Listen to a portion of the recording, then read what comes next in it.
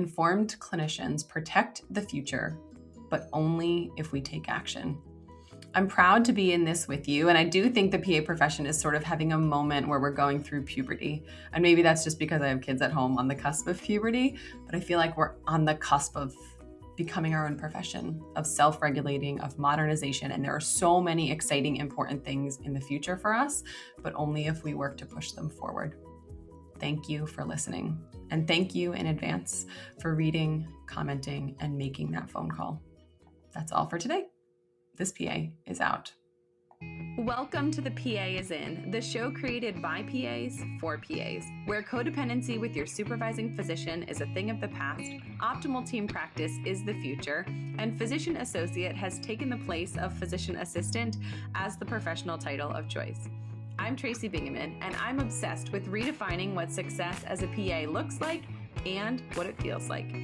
Here you'll find the mindset shifts, systems, and processes I use to escape healthcare burnout and integrate my work into my life. Work-life balance is a myth, and an integrated life where you thrive professionally, not a balancing act, is the goal here. My mission is to help you to grow into a unicorn PA who loves their job, has abundant energy, time to spare, and work-optional financial freedom. The PA is in.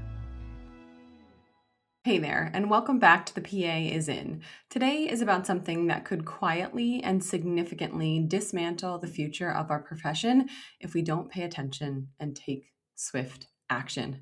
We're talking about the Department of Education's proposed rule on federal student loans, the physician associate profession not being called a profession or treated similarly to other professional degrees, and what this means for you, the people coming behind you in this profession, your patients, and healthcare at large. I'm calling this episode a rapid response because what's happening right now deserves that level of urgency. And you've got to answer the page because I'm voluntelling you for the rapid response team. Welcome. We're glad that you are here. There is a chance that most clinicians won't hear about this until it's too late. But if you tune in, if you take action and you share this episode, you can be one of the people that helps to change that. So let's talk about the Department of Education's proposed rule on federal student loans. Okay, here we go. If you've been listening to this podcast for any amount of time, you know that I care deeply about sustainability, not just for you in your life and in your career, but also for the PA profession at large, for the students coming behind us, for the patients that we serve, for the communities that depend on us for access to care and good care and quality care, compassionate care. They need that. And right now, the pipeline of aspiring pre-PAs from high schoolers to undergrads to working professionals considering a career pivot, that pipeline of PAs is under threat. The Department of Education recently released a proposed rule that could change how PA students access federal student loans, or more specifically, a rule that would hinder those students from qualifying for student loans and funding their education. This might sound dry or a little boring, and if you're listening to this as a practicing clinician, you might be thinking, Tracy, I already went to PA school. I'm already carrying the burden of those student loans, or maybe even better, I've already paid them back. This doesn't apply to me. However, it's not boring, and it is important to you, even if you're not one of those people who are hoping to go to PA school in the future. Here's why. Because if students can't afford training, fewer students become PAs. And if fewer people become PAs, everything, and more specifically, everyone downstream suffers. Let me break this down in simple terms. Honestly, I had to do this for myself to understand, so now that I can explain it to you in a similar way. This proposed DOE rule could limit or restrict access to federal student loans for PA students. And student loans, as you know, are not a nice bonus. Student loans are how most students afford tuition, housing, books and supplies, rotation fees, staying at rotation fees if they have to travel for clinicals, exam fees, and living expenses while they go through PA school. Without federal student loans and the access to those loans, PA school becomes inaccessible to a huge portion of qualified and talented people, which means less people apply, less people graduate, and less people become practicing clinicians. We already have a shortage of clinicians in healthcare at large. The passing of this DOE rule would put even more strain on an already overtaxed system. You know what that feels like in clinic, right? Longer wait times, more hospitals to cover, more patients to see, more burnout and burden for practicing clinicians like you, and probably most importantly, less access to quality care for patients. Let's make this personal for a minute. Most of the PAs that I know wouldn't have become PAs without student loans. Think about your mentors, your classmates. Think about the best PA that you've ever worked with, and there are some extraordinary ones out there. Now imagine if they'd never been able to afford PA school tuition, didn't become a PA because they couldn't access federal student loans, and they couldn't make that impact on you, that profound impact on the profession, or that one-on-one impact that they have in their patients' lives and in their care. That's what's at stake here. I want to take a moment to give credit where credit is due. The American Academy of Physician Associates is stepping up.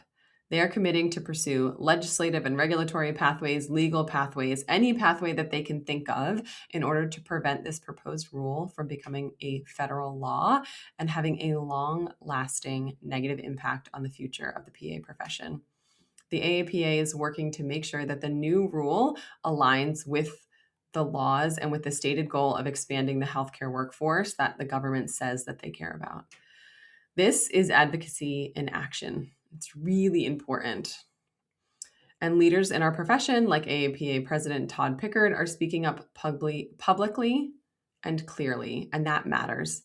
I will link in the show notes to the AAPA statement on the Department of Education proposed rule, and also a little bit about the Federal Register where you can go to leave a comment, which we're going to talk about in a minute. I was chatting with a friend about this policy and what needs to change in the way it's written now. And I said to her, what if Ray, my 7-year-old daughter, the one who proudly tells everyone that her mom is a unicorn PA because she heard me say that on a podcast early one morning when I was recording, what if Ray grows up and wants to be a PA? I don't care what she goes on to do. At 5, she explained puberty to her older brothers with appropriate anatomy and really great analogies. She is obsessed with babies. She would probably make a stellar NICU provider, but I'm getting ahead of myself. Right now, she's a vibrant, confident first grader. But if in 10 years she says to me, Mom, I want to be a PA, first of all, wow, awesome that I've set this cool example that she wants to follow in my footsteps. And second of all, I want the opportunity for her to pursue an education to be available and for finances and federal laws not to stand in her way if that is the thing she wants to do and the way that she wants to serve the world. So you might be listening to this and thinking, but I'm just one person. And specifically, I'm not really the type of person who gets involved in this kind of thing. I've never done any advocacy before. And honestly, the thought of calling my senator or writing a comment on the Federal Register makes me a little uncomfortable. I am here to tell you is that even if you have not been that person in the past, that you can become that person literally today. Public comments during the open comment period matter. Constituent calls matter. Lawmakers track those things, and silence on our part gets interpreted as agreement. When we say nothing, people assume that we are in agreement or that we are compliant or that we are okay with this. I want to make this really simple for you. So here's exactly what I'm asking you to do today. If not today, then this week. The first step is to read the proposed Department of Education rule and the AAPA's statement in response to the DOE proposed rule, which was published on January 29th, 2026. It's linked in the show notes. Take 5 minutes. Understand what's being proposed. Don't rely on headlines or even this podcast because I am not going to read this multiple dozens of pages proposed rule. But take a look at the AAPA's position statement. Take a look at the rule if you want to. You go see for yourself so that you have a deep, firm understanding of what is being proposed. Step 2, write a comment. Submit a thoughtful, well-written public comment on the federalregister.gov. The link to the proposed bill is in the show notes. During the open comment period. The comment period closes on Monday, March 2nd. You do not need to be a policy expert. You are already an expert at practicing medicine, at being a PA, at how this will affect your community and the PA education in your region. Share your experience with student loans, attending PA school, and practicing medicine. You can say something like, I'm a practicing PA. I work in this setting and specialty. This would limit access to education for physician associate students. And in doing so, this would harm the patients that are in our community. I oppose it, and you should too. That's enough. I'm going to go a little bit later into a resource and some scripting that you can use, but that's a really great place to start. So the first step is to read the rule, and at minimum, read the AAPA's position statement in response to the rule. The second thing I want you to do is write a comment on the Federal Register. And the third thing, which might make you uncomfortable if you're an elder millennial or younger, probably not if you're older than me, you're probably more comfortable making a phone call. Call your state and federal representatives. Here's the script. Here's what I want you to say to this person. I will put this in the show notes. So if you want to go to the show notes and pull this up specifically, you can. Hi, I'm a physician associate in your district. I live in this township, state, city. I'm calling because I'm concerned about the Department of Education rule that threatens PA education and patient access. I'd like the representative or senator to support efforts to protect PA education, and in doing so, improve care to patients in our area.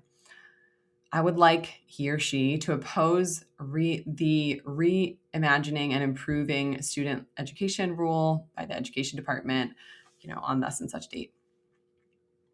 I'm actually going to go one step further to make this even easier for you. In the past, I have never made one of these phone calls. And the reason I haven't made these phone calls is I went down the Googling rabbit hole. I tried to find the appropriate state representative. Did I need to talk to the senator or did I need to talk to both? Who was it? Who was it from my district? And I opened up all of these tabs. And I couldn't figure out exactly who to call or what to say. And I got distracted. And the bus came and I had to load my kids in the bus. And then I had to hop on the treadmill to make it to clinic on time. And I didn't do the thing. So recently, one of my friends told me about this. There's an app. It's called 5Calls and it's free. I downloaded it. I set up my zip code. I searched healthcare and I scrolled down to the items called Stop the Dismantling of Federal Programs and Workforce. There is already like an item in there that you can click on. I checked it. There's this 3-bullet summary on how to make a phone call. It lists at the very bottom my relevant representatives for my zip code, their phone numbers, and it has a script. So if you don't want to go to the show notes and use mine, at the bottom of the app, there's a button called See Your Script. And when you tap it, it says it has a phone call. It has the phone number of the person that you're calling, and it has their name plugged into the script. And the script goes something like this. Hi, my name is name.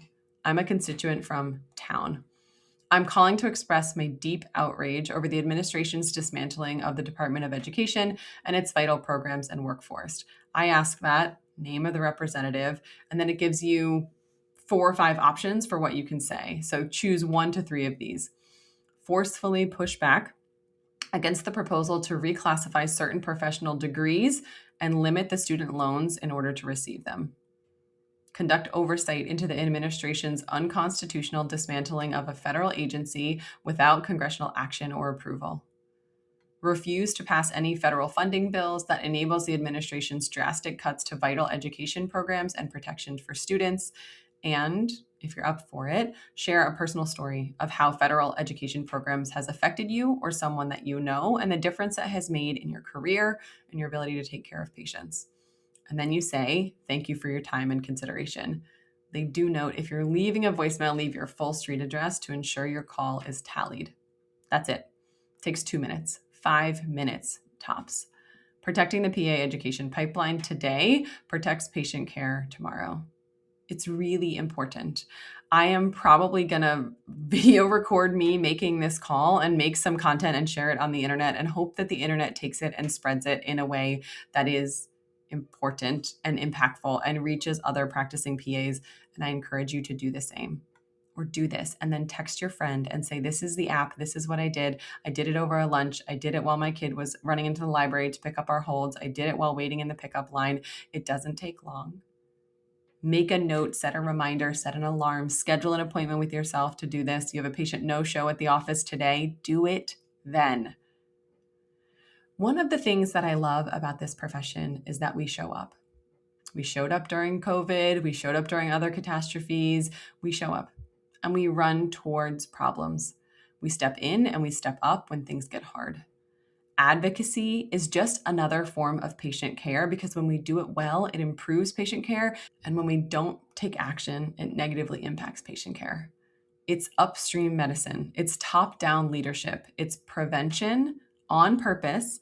And it's really important stewardship in terms of our profession and what is coming next. So here's my plea to you. Don't assume someone else will handle it. Don't assume that the AAPA is going to take care of this for us. Be part of the solution. Trust in that organization and also take action. So read it, comment, make a phone call. I will put all the links in the show notes to read the AAPA position statement, to the open comments on the federalreserve.org, to call your representatives, to the 5 Calls app. If this episode has helped you even a little bit to understand what's happening, please share it with a colleague. Text it, DM it, post it. Share about 5 Calls with those you share this episode with. It is also linked in the show notes, and it's so simple and so clear. It's so straightforward. Because informed clinicians protect the future, but only if we take action. I'm proud to be in this with you, and I do think the PA profession is sort of having a moment where we're going through puberty. And maybe that's just because I have kids at home on the cusp of puberty, but I feel like we're on the cusp of becoming our own profession, of self-regulating, of modernization. And there are so many exciting, important things in the future for us, but only if we work to push them forward.